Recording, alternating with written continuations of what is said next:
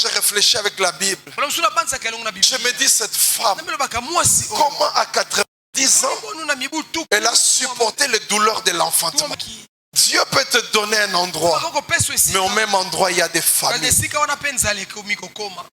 Alléluia. Amen, amen.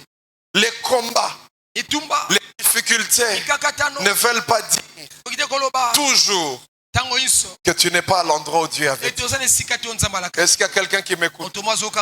Parce que des fois, quand on rencontre l'adversité, on rencontre des problèmes, on a l'impression que ce n'est pas ça. Dieu ne m'avait pas dit ça. La famine peut arriver même dans la terre promise. Alléluia. Voilà pourquoi j'aimerais dire à quelqu'un, si la famine vient, rappelle-toi que Dieu est fidèle. Rappelle-toi qu'il est toujours fidèle. Alléluia. Amen, amen. Amen. Je vous salue tous au nom précieux de notre Seigneur Jésus. Bonjour papa, papi. Bonjour papa, papa. Alléluia. Bonjour, amen. Frères et sœurs, nous continuons avec notre thème. 4 patriarches. 4 leçons sur la marche avec Dieu. 4 patriarches. 4 leçons sur la marche avec Dieu. Nous avons dit que l'objectif que nous poursuivons, c'est de fournir des exemples à chacun de nous, afin de nous aider dans notre marche avec Dieu pour ne pas commettre des erreurs. On prend des exemples des anciens, les exemples des patriarches, afin que nous qui sommes parvenus à ce siècle, que nous sachions comment marcher avec Dieu, comment se comporter avec Dieu. Frères et sœurs, en effet, il est difficile de marcher avec Dieu. Alléluia. Amen, amen. Des fois, nous sommes dans des incompréhensions quand nous marchons avec Dieu. La Bible dit que les cieux des cieux ne peuvent pas les compter. Comment marcher avec quelqu'un comme ça? Alléluia. Amen, amen. Amen, amen. Amen. La Bible dit ses voies sont insondables. Tu ne peux pas sonder ses voies et connaître. Alléluia. Amen. Amen, amen. Amen. Comment marcher avec quelqu'un dont les voies sont insondables? La Bible dit qu'il parle tantôt d'une manière, tantôt d'une autre. Alléluia. Amen, amen. Comment marcher avec quelqu'un comme ça? Vous savez, dans nos maisons, nous sommes habitués dans la façon dont les gens parlent.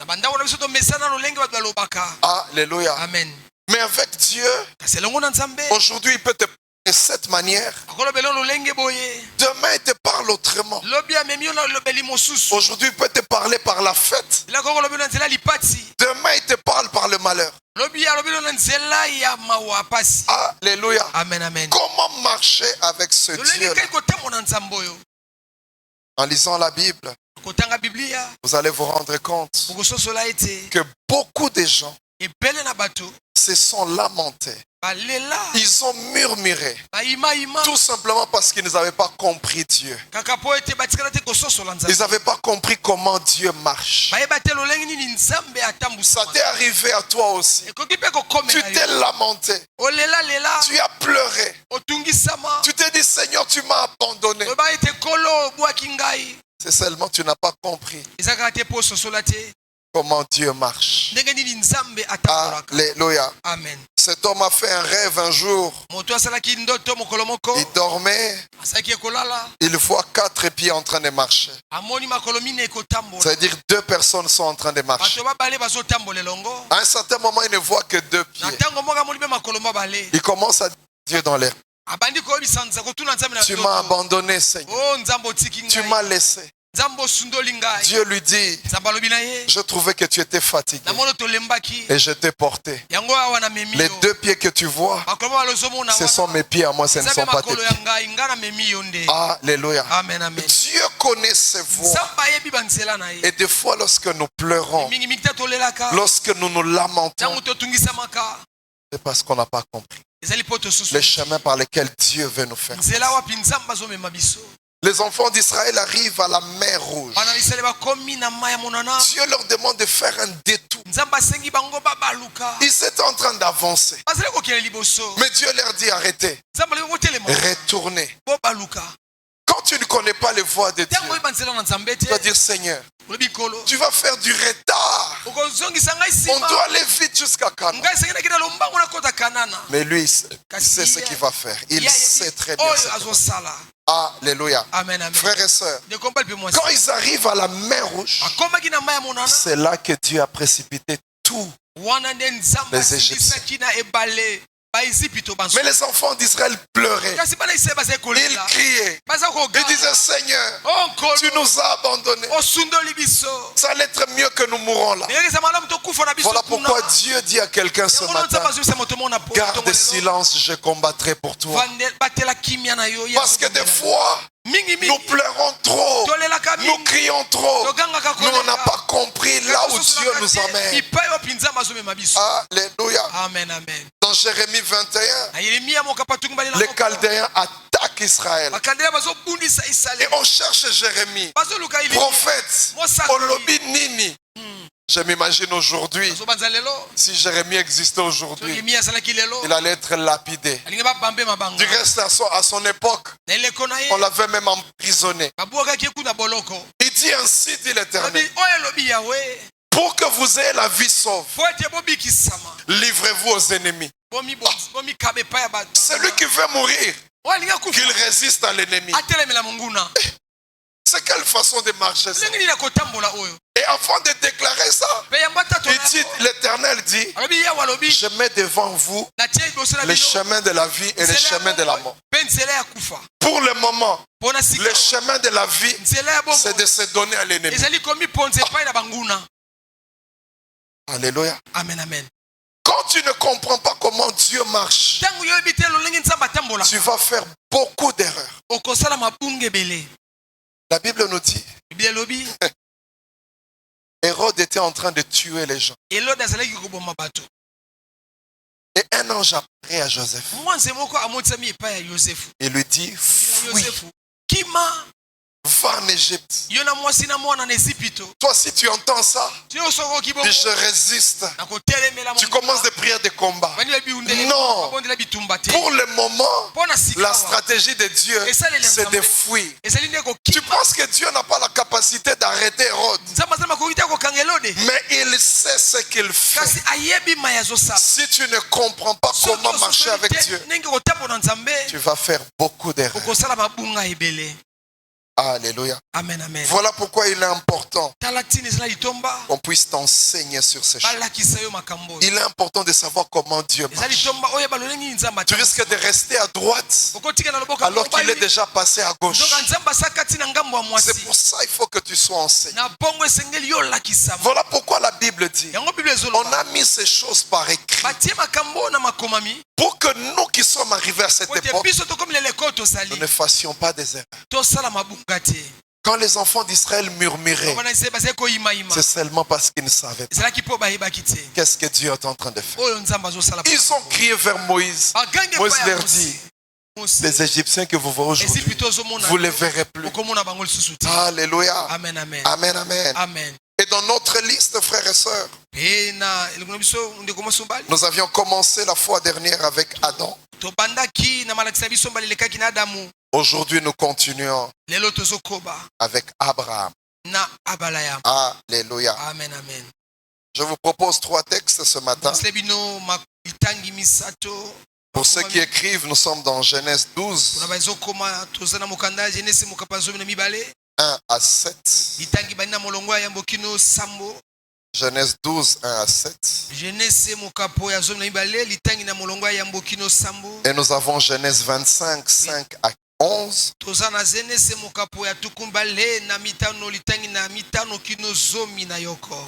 « 25, 5 à 11. » Et notre texte de base, 1 Corinthiens 10, 1 à 13.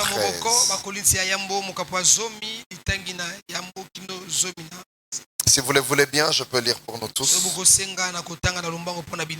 Alléluia. Amen. Genèse 12, 1 à 7.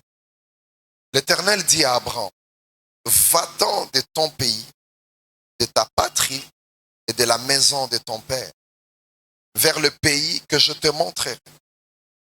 Je ferai de toi une grande nation et je te bénirai. Je rendrai ton nom grand et tu seras une source de bénédiction. Je bénirai ceux qui te béniront, je maudirai celui qui te maudira. Toutes les familles de la terre seront bénies en toi. Verset 4. Abraham partit comme l'Éternel le lui avait dit, et Lot partit avec lui. Abraham était âgé de 75 ans, 75 ans, lorsqu'il sortit de Haran. Abraham prit sa femme Sarai et son neveu Lot, avec tous les biens qu'ils possédaient et les personnels qu'ils avaient acquis à Haran. Ils sortirent pour se rendre dans le pays de Canaan. Ils arrivèrent donc au pays de Canaan. Verset 6. Abraham traversa le pays jusqu'à l'endroit nommé Sichem, jusqu'aux chênes de Morée. Les Cananéens habitaient alors dans le pays. Verset 7. L'Éternel apparut à Abraham et dit, je donnerai ce pays à ta descendance. Abraham bâtit là un autel à l'Éternel qui lui était apparu. Genèse 25. Genèse 25. À partir du 5e verset. Abraham donna tout ce qui lui appartenait à Isaac. Quant aux fils de ses concubines, il leur fit des dons et de son vivant, il les envoya loin de son fils Isaac, du côté de l'Orient, dans les pays d'Orient. La durée de vie d'Abraham fut de 175 ans. Puis Abraham expira. Il mourut après une heureuse vieillesse, âgé et rassasié de jours. Et il fut réuni à ses ancêtres décédés. Isaac et Ismaël, ses fils, l'ensevelirent dans la grotte de Macpéla, dans les champs d'Ephron, fils de Tsoar, le Hittite, vis-à-vis de Mamré. C'est les champs qu'Abraham avait achetés aux Hittites. La firent ensevelir Abraham et sa femme Sarah. Verset 11, j'aime ça. Après la mort d'Abraham, Dieu bénit son fils Isaac, qui habitait près du puits de Lahaï. Nous lisons notre dernier passage dans 1 Corinthiens. C'est notre texte de base. 1 Corinthiens, à partir du premier verset. La Bible dit, frères, je ne veux pas que vous l'ignoriez. Nos pères ont tous été sous la nuée. Ils ont tous passé au travers de la mer. Ils ont tous été baptisés en Moïse, dans la nuée et dans la mer. Ils ont tous mangé le même aliment spirituel et ils ont tous bu le même breuvage spirituel car ils buvaient à un rocher spirituel qui le suivait et ce rocher était le Christ. Verset 5, c'est triste. Mais la plupart d'entre eux ne furent pas agréables à Dieu puisqu'ils tombèrent morts dans les déserts. Or, ce sont là des exemples pour nous, afin que nous n'ayons pas de mauvais désirs comme ils en ont eu. Et on commence. Premièrement, verset 7. Ne devenez pas idolâtres comme certains d'entre eux. Selon qu'il est écrit, le peuple s'assit pour manger et pour boire, puis se levèrent pour se divertir. Deuxièmement, ne nous livrons pas à l'inconduite, à l'immoralité, comme certains d'entre eux s'y livrèrent, de sorte qu'il en tomba 23 000 en un seul jour. Troisièmement, ne tentons pas le Seigneur comme les tentèrent certains d'entre eux qui périrent par les serpents. Il ajoute, ne murmurez pas comme murmurèrent certains d'entre eux qui périrent par l'exterminateur. Verset 11. Cela leur est arrivé à titre d'exemple et fut écrit pour nous avertir. Nous pour qui la fin des siècles est arrivée. Et voilà les conseils qu'il donne. Il dit ainsi donc, que celui qui pense être debout prenne garde de tomber. Le dernier verset 13. Aucune tentation ne vous est survenue qui n'ait été humaine. Dieu est fidèle et ne permettra pas que vous soyez tentés au-delà de vos forces. Mais avec la tentation, il donnera aussi les moyens d'en sortir pour que vous puissiez la supporter. Acclamons la parole de Dieu.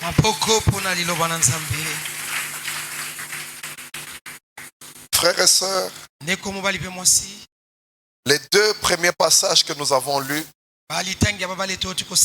Genèse 12 et Genèse 25,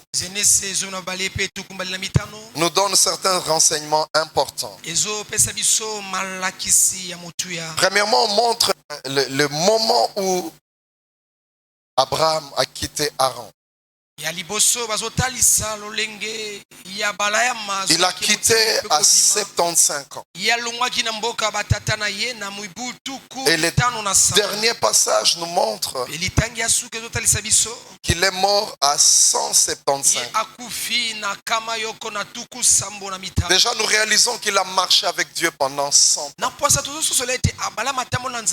Un siècle en train de marcher avec Dieu. Il a beaucoup de choses à nous apprendre. Il a une expérience. Sa vie nous apprend beaucoup de choses. La Bible nous parle de sa prospérité. Une prospérité qui était promise par Dieu. La Bible dit qu'Abraham était très riche. Quand vous lisez au chapitre 13, vous réalisez cela. Et le chapitre 25, le deuxième passage, nous parle de comment Abraham a fini. Il est mort d'une vieillesse heureuse. La Bible donne cette expression rassasié des jours. C'est-à-dire lui-même il s'est dit, c'est bon, Seigneur tu peux me prendre. Il a tout vécu, il a tout vu. Rassasié des jours. Quand vous voyez la vie d'Abraham, quand vous analysez la vie d'Abraham, vous vous rendez compte de combien il a vécu avec Dieu. Béni, protégé. Il était dans la sécurité. Abraham c'était un nomade. Il allait de lieu en lieu. Il avait de l'or. Il avait de l'argent.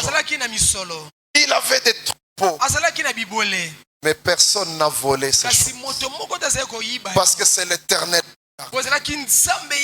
Quel que soit le lieu où il s'est retrouvé. Il y a des endroits où il a marché 700 km. Mais puisqu'il marchait avec Dieu, il était en sécurité. Et c'est bien nécessaire de s'augmenter, de s'accroître. Quand vous lisez bien la vie d'Abraham, une première leçon sort. Dieu est fidèle. Alléluia. Amen. Quand tu vois la vie d'Abraham, comment il a commencé avec Dieu, son parcours, jusqu'à sa vieillesse, il y a une leçon. Dieu est fidèle. La Bible dit dans Hébreux 10, 23, celui qui a fait la promesse, il est fidèle. Il est fidèle. La vie d'Abraham est un témoignage que Dieu est fidèle. Alléluia. Des fois dans nos vies, nous l'oublions. Quand nous rencontrons des problèmes, nous l'oublions. Aujourd'hui, la vie d'Abraham t'enseigne cela. Dieu est fidèle. Il a épousé une femme qui était stérile, incapable d'avoir des enfants. Alléluia. C'est-à-dire sa nature, telle qu'elle était, c'était impossible d'enfanter, de concevoir. Mais Dieu a annoncé d'avance. Il a dit de cette stérile-là viendra un enfant. Il dit je vais ôter la stérilité. Je vais la remplacer par la fertilité. Dieu est fidèle. Au chapitre 21 de Genèse, la Bible dit Dieu intervint en faveur de Sarah. J'aime bien le verbe intervenir. Fait penser à alléluia. Il a intervenu. L'Éternel a fait une intervention pour que la stérilité disparaisse et que la fertilité commence. J'aimerais dire à quelqu'un, Dieu est fidèle. Le jour que Sarah a tenu Isaac entre ses mains, elle-même elle a commencé à dire, qui aurait dit, qui aurait pensé que dans la vieillesse, je donnerai à Abraham un enfant. Alléluia. Des fois, je réfléchis avec la Bible. Je me dis, cette femme, comment à 90 ans, elle a supporté les douleurs de l'enfantement. On voit des primipares à 18 ans, à 25 ans. Primipare, ça veut dire celle qui vient, qui a son enfant pour la première fois. Mais imaginez une primipare à 90 ans. Alléluia. Je m'imagine son corps était déjà devenu comment? Peut-être que les douleurs à cause de la vieillesse pouvaient faire en sorte qu'on perde l'enfant. Mais avec Dieu c'est impossible. Quand c'est l'enfant de la promesse qui doit naître, Dieu est fidèle. Alléluia. Amen.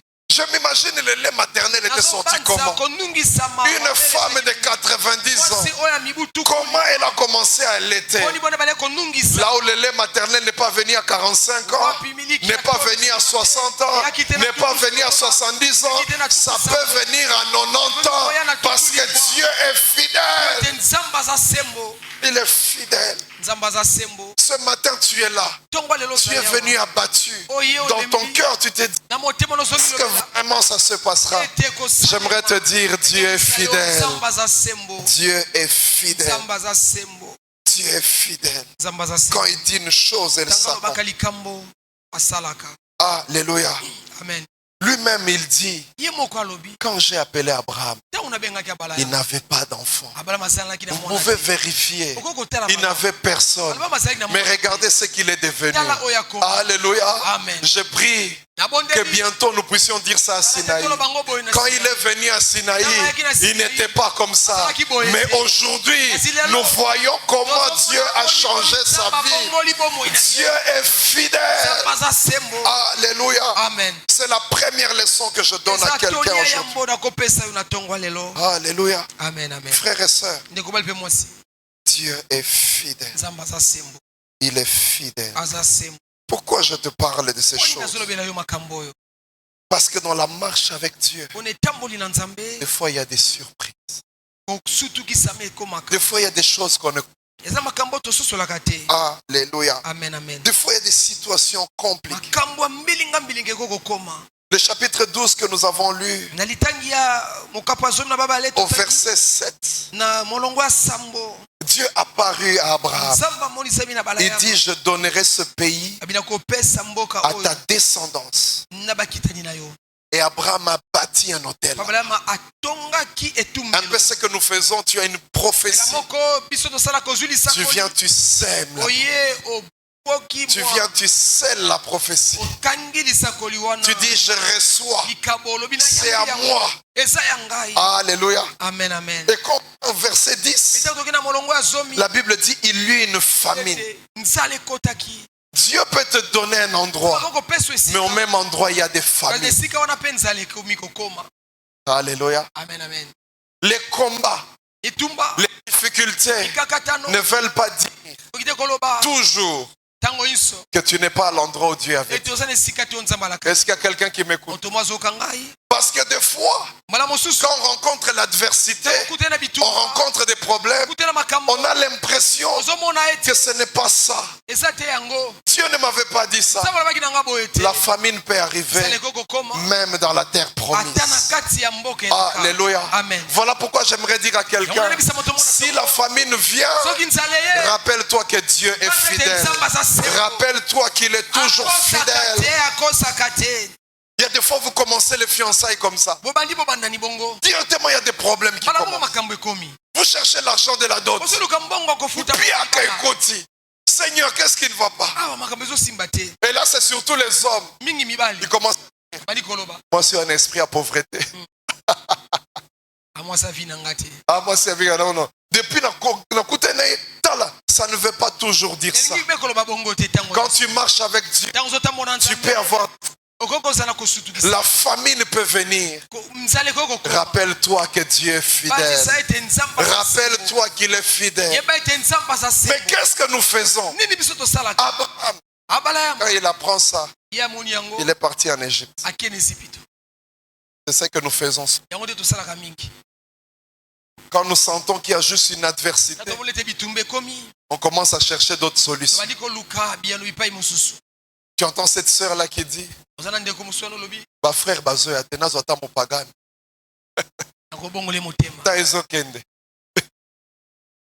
Alléluia. Amen. Et il est allé en Égypte. Et c'est là qu'il a commencé à avoir des problèmes. Il commence à dire à Sarah, quand on va arriver là-bas, dis que tu es ma soeur. Parce que tu es une femme jolie. Mais la femme jolie dont il parle, elle a 65 ans. Il y avait une différence de 10 ans entre Abraham et Sarah. Abraham a 75, elle avait 65. Peut-être même un peu plus. Alléluia. Amen, amen. C'est comme ça, c'est ce qui arrive. Quand tu commences à chercher des solutions humaines, c'est là que tu rencontres des problèmes. Parce que les solutions humaines sont limitées. J'aimerais demander à quelqu'un, reste là où Dieu t'a demandé d'être. Parce que Dieu est fidèle. Il accomplira ce qu'il a dit. Même quand il y a la famine, reste là-bas. Les enfants, les disciples, je voulais dire, ils se retrouvent dans la barque avec Jésus. Jésus avait dit, allons à l'autre bord. Mais ils arrivent en cours de route. Il y a des vents contraires. Tu sais, tu peux être avec Jésus et puis il y a des vents contraires. Est-ce qu'il y a quelqu'un qui m'écoute? Les problèmes ne veulent pas dire que Dieu t'a abandonné. Alléluia. Tu peux être avec Dieu, tu rencontres des problèmes. C'est pour ça que je te répète ce matin, Dieu est fidèle. Voilà qu'il y a un vent contraire. Mais ils sont avec Jésus. Ils ont commencé à sortir l'eau avec des efforts humains. C'est limité. Tout ce qu'ils avaient à faire, c'est de réveiller Jésus. Alléluia. Amen, amen. Quand tu traverses des moments difficiles, rappelle à Dieu les promesses. Tu m'avais dit et je te fais confiance. Alléluia. Amen, amen. Quand tu marches avec Dieu, tu peux rencontrer des problèmes. Après des moments de prière forts, au lieu de l'exaucement, tu peux rencontrer des problèmes. Si tu ne comprends pas, si tu n'es pas enseigné comment marcher avec Dieu, tu vas commencer à murmurer. Tu vas commencer à parler. Ce matin, Dieu a dit à quelqu'un, garde silence. Tu vas commencer à confesser des péchés que Dieu même a déjà oubliés.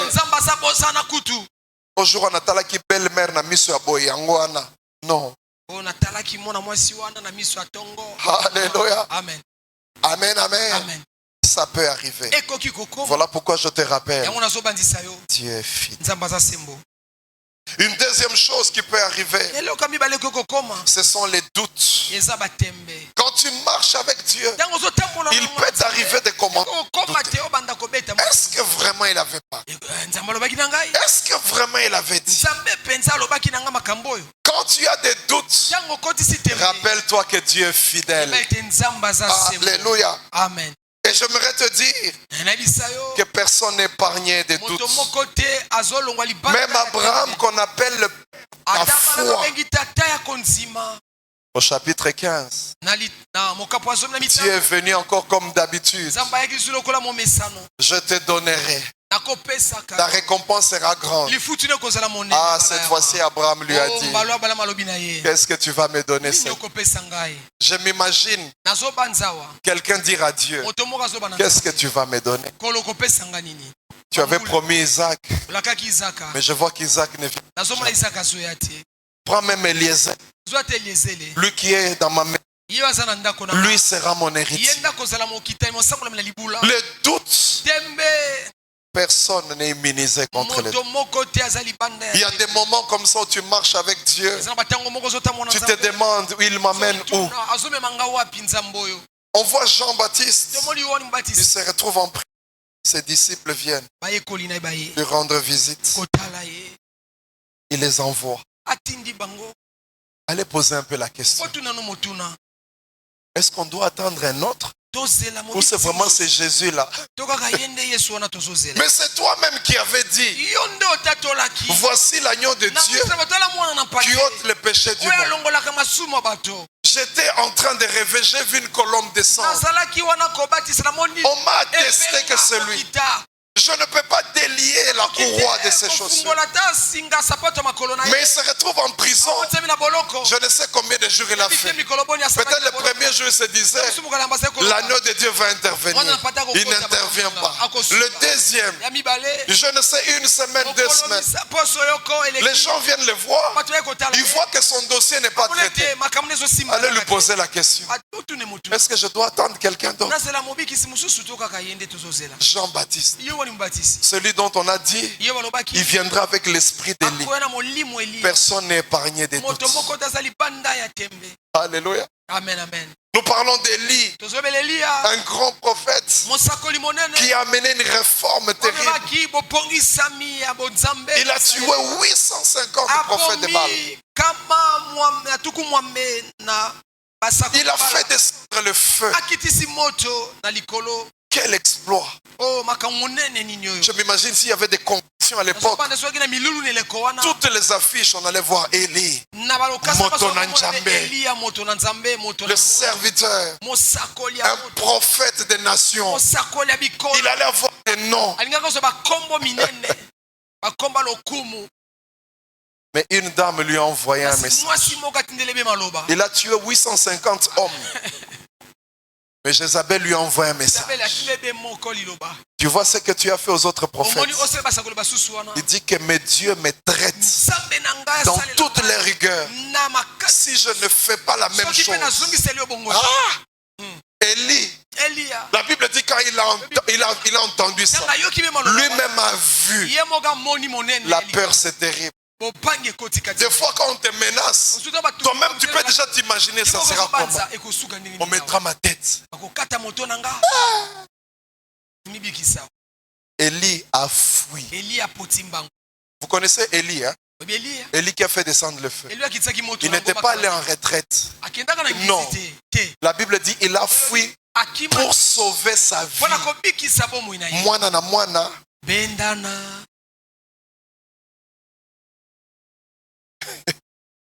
Alléluia. Personne n'est épargné. Il arrive des moments dans nos vies où nous ne croyons plus, où il y a des doutes. Abraham lui-même a commencé à dire, je suis en train de mourir. Je suis en train de partir sans enfant. Abraham, il n'avait même pas encore atteint 100 ans. Il avait encore plus de 80 ans après. Mais lui-même commence à dire, Naokufa sans enfant. Qui t'a dit ça? Dieu est fidèle. Ce qu'il a dit, il l'accomplira. Quand les doutes viennent, quand tu es secoué, rappelle-toi, Dieu ne prend jamais quelqu'un et le laisse en route. Il n'est pas le Dieu des choses inachevées. Quand il commence un chantier, si il y a kotolé, si il y a ma peinture, si il y a meublé en haut, nyonso ekosila. Il est fidèle. Quand tu marches avec Dieu, n'oublie jamais ça. Je marche avec celui qui est fidèle. Il dit une chose et la chose s'accomplit. Il a la capacité de promettre. Il a aussi la capacité de réaliser. Voilà ce qu'on appelle quelqu'un qui est fidèle. Tous les hommes peuvent promettre. Mais combien peuvent réaliser? Alléluia. Amen. Combien de promesses de Mabala? Alléluia. Amen. Combien de choses on nous a. Et des fois c'est indépendamment de leur bonne volonté. Il t'a promis de l'argent. Mais cette nuit-là, son enfant tombe malade. Il va faire quoi? Amène à l'hôpital. Le matin, tu viens, il t'explique. Mais le Dieu dont je te parle, jamais il ne te donnera des explications. Jamais il ne te dira que quelqu'un m'a empêché, que quelqu'un m'a dit. Parce que des fois, ça arrive. Je te mais quand je rentre à la maison, ma femme me dit, non, tu sais, on ne peut pas lui donner parce qu'il y a tel problème. Tu es un fils d'homme, tu commences à te repentir. Frère, non, je crois que ça ne sera pas possible. Mais notre Dieu, il n'a pas de conseiller. Il n'a personne pour lui dire, arrête. Il est fidèle, il est fidèle, il est fidèle. Quand les doutes viennent, il est fidèle. Une troisième chose, si tu dois retenir cette leçon, c'est pour que tu saches que quand tu marches avec Dieu, il y a des moments où il peut te demander des sacrifices. Il dit, je te donnerai. Mais Abraham s'étonne.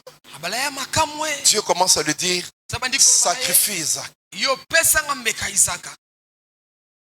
Comment le seul enfant que tu as dit qui viendra une grande prospérité? C'est la même personne que tu veux que je sacrifie. Des fois, quand tu marches avec Dieu, il peut te demander des sacrifices. Au lieu que tu reçoives, celui qui commence à te demander. J'aimerais dire à quelqu'un, Dieu est fidèle. Alléluia. Amen. Quand tu vois Dieu te demander un sacrifice, ça veut dire qu'il ouvre une porte de bénédiction pour toi. Alléluia. La Bible dit, quand ça s'est passé comme ça, j'aimerais lire ça. Nous sommes dans Genèse 22. Genèse 22. Au verset 15.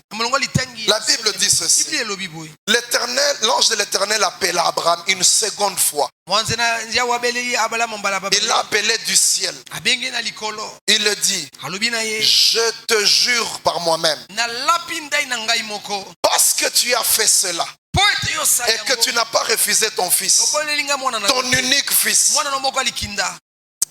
je te comblerai de bénédictions. Je multiplierai ta descendance comme les étoiles dans les ciels et comme le sable au bord de la mer. Ta descendance aura le contrôle de ses ennemis. Toutes les nations de la terre seront bénies par ta descendance. Parce que tu as écouté ma voix. Des fois, ça peut t'étonner. Je n'ai rien. Mais Dieu me demande de donner. La veuve de Sarepta vient auprès d'elle. Il lui dit, donne-moi à boire. Elle va chercher le don. Après il dit, donne-moi à manger. Elle lui dit, tu vois tel ensemble là, je n'ai qu'une poignée de farine. Je suis en train de ramasser du bois. Je vais préparer. Nous allons manger. Et après on va mourir. Élie lui dit, fais ce que tu dois faire. Mais d'abord, amène-moi à manger. Ah! Je m'imagine quand la veuve préparait. Vous savez, souvent quand on a faim à la maison, quand maman prépare et que ça traîne, des fois il y a des défilés, on est en train de voir. Maman combien à quel niveau? À combien de niveau? Oignon ou bien tomate? Au total, on mange à quelle heure? Tu commences à te poser des questions, c'est à quel moment? Il y a des enfants. Ils te disent bonjour même 3 fois. Ils veulent juste voir à quel moment on va manger. J'imagine les petits enfants, ils tournent autour de sa maman. Maman, tu prépares? On va manger quand? D'abord, l'homme de Dieu va manger. J'imagine si c'était aujourd'hui. Qu'est-ce qu'on dirait de l'homme de Dieu? Mais il ne manquera pas de farine. Il ne manquera pas d'huile. Mais toi, donne. Si tu ne sais pas que Dieu est fidèle, tu vas te dire, ça c'est l'esprit de servitude. Ça c'est un problème. Je ne veux pas de ça. Dieu peut te demander des sacrifices. Mais sache que c'est une ouverture pour la bénédiction. Frères et sœurs, quand vous voyez la vie d'Abraham, quand vous voyez son parcours, vous vous rendez compte de combien il a été béni. Combien il a terminé béni. Et il a laissé la bénédiction. J'aime ce que la Bible dit. Ce sont ses enfants qui l'ont enterré. Dans d'autres familles, ce sont les parents qui enterrent les enfants. Quelle bénédiction! Et à quel âge? 175.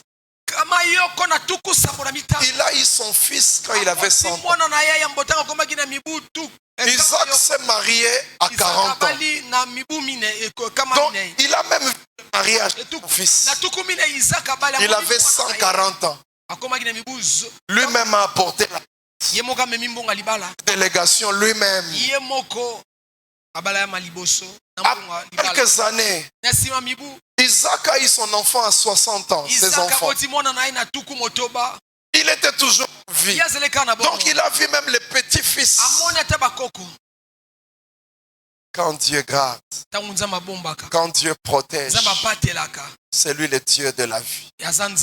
Alléluia. Amen. Et quand il est mort, la Bible dit rassasié de joie.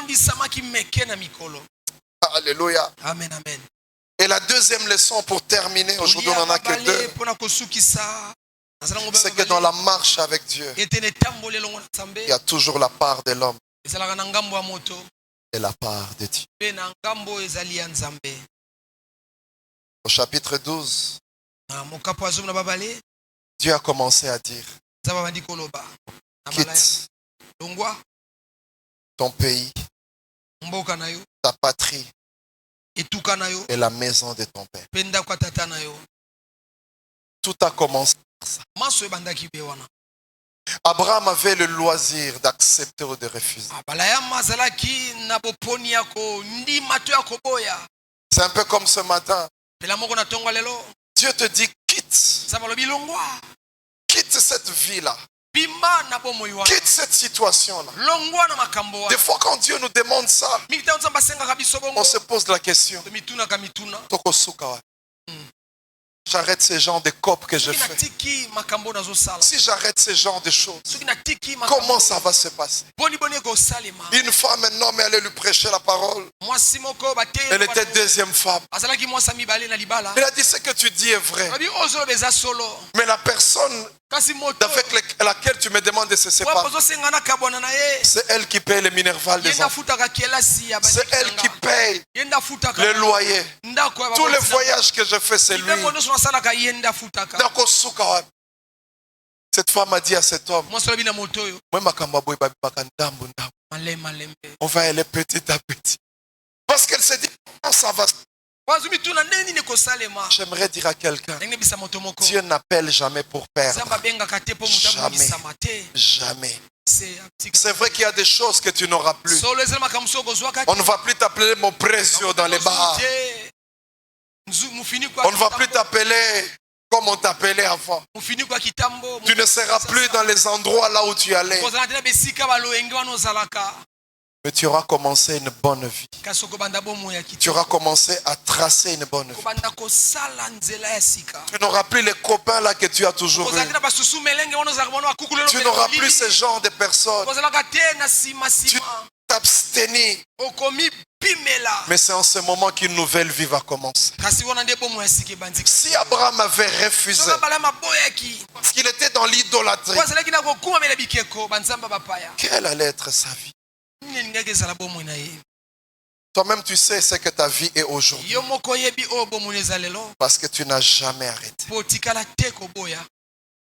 Et j'aime ce que la Bible dit. Abraham est parti comme l'Éternel lui avait dit. Il a fait exactement. Ce n'est pas comme aujourd'hui. Nous voyons des gens dans l'église, ils ont des mélanges. Il vient à l'église, mais il va aussi en boîte de nuit. Dans son téléphone, il y a aussi des chansons compliquées. 2 répertoires. Quand il y a deuil, quand il faut se réjouir. Un jour à un deuil, quelqu'un a dit je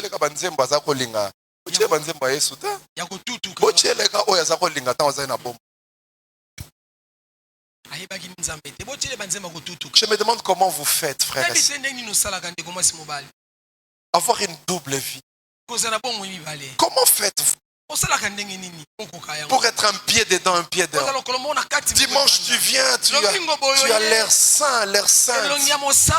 Mais quand tu sors d'ici, toute la semaine, tu es quel genre de personne? Il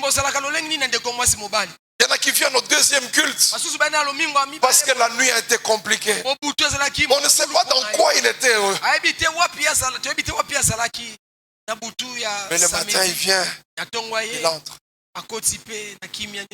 Comment faites-vous? Qui est-ce que vous trompez? Alléluia.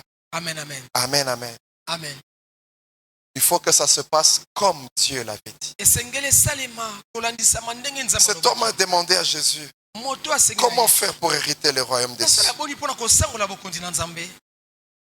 Jésus lui a dit, tu connais les commandements. Il dit ça, je fais ça depuis toujours. Un peu comme ce matin. Quelqu'un va me dire l'église, j'y vais depuis que je suis enfant. Je connais tout ça. Jésus lui a dit, il te reste une seule chose. Vends tout et viens suis-moi. Quelqu'un doit tout vendre ce matin. Quelqu'un doit tout abandonner ce matin. Quelqu'un doit dire ce matin, même ce qui restait là, j'abandonne tout. Je vais donner ma vie entière. C'est là que ça. Pas avec les mélanges. Des fois nous nous séduisons nous-mêmes en croyant qu'on a commencé alors qu'on n'a jamais commencé.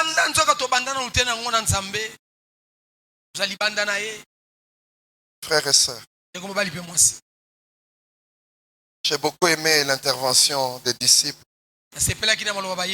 Ils ont dit, si c'est comme ça, qui ira au ciel? Alléluia. Amen, amen. Des fois, les païens se posent cette question. Si je dois arrêter ma vie là, la vie des femmes, la vie des boîtes de nuit, est-ce que ma vie aura encore un sens? Je dois aller danser, m'amuser. Si j'arrête ça, quelle sera ma vie? La Bible dit le jeune était triste. Il s'est dit non, laissez ça, je ne saurais pas. J'aimerais te dire, la vraie vie c'est celle-là. marcher avec Dieu. Parce que d'ici 5 ans, 10 ans, quand nous allons nous rencontrer, toi qui as continué dans les Loyenge, tu auras honte de voir tes frères et tes sœurs. C'est comme ça qu'il y a des gens dans les réunions de famille, ils ne viennent plus. Parce qu'ils ont tellement gâché leur vie. Ils ont vécu dans les désordres. Pendant qu'eux ils s'amusaient, les autres étaient sérieux. Et après tu te rends compte, 40 ans, 50 ans, tu n'as rien fait de ta vie. Rien fait. Et tu commences à dire que ce sont les oncles, les tantes. Cette sœur la disait,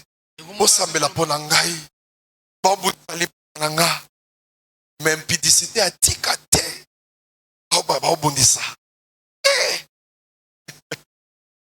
Alléluia. Amen, amen. Amen, amen. Amen. Frères et sœurs, c'est par là que ça commence. Pas avec les mélanges. Et Pierre a dit, nous avons tout quitté. Nous avons tout abandonné. Qu'est-ce qui va se passer? Ils avaient raison. Parce qu'ils avaient leur entreprise qu'ils avaient abandonnée. Ils ont suivi Jésus.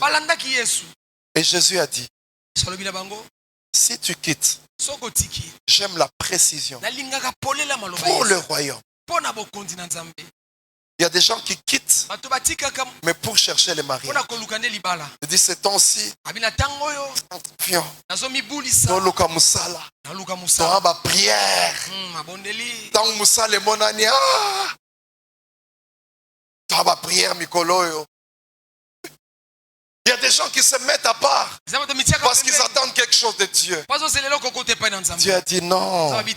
Si tu quittes pour le royaume, pour donner ta vie à Christ, tu auras des frères, tu auras des sœurs, tu auras une famille, tu auras des maisons, tu auras au centuple dans les siècles présents. Et quand tu mourras, tu vas aller au ciel, tu auras la vie éternelle.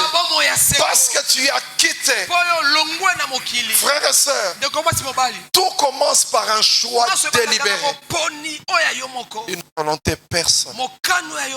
Ce matin, Dieu dit à quelqu'un, quitte. Il ajoute, si tu quittes, tu ne seras pas perdu. Parce que c'est Dieu fidèle qui t'appelle. Que Dieu bénisse sa parole.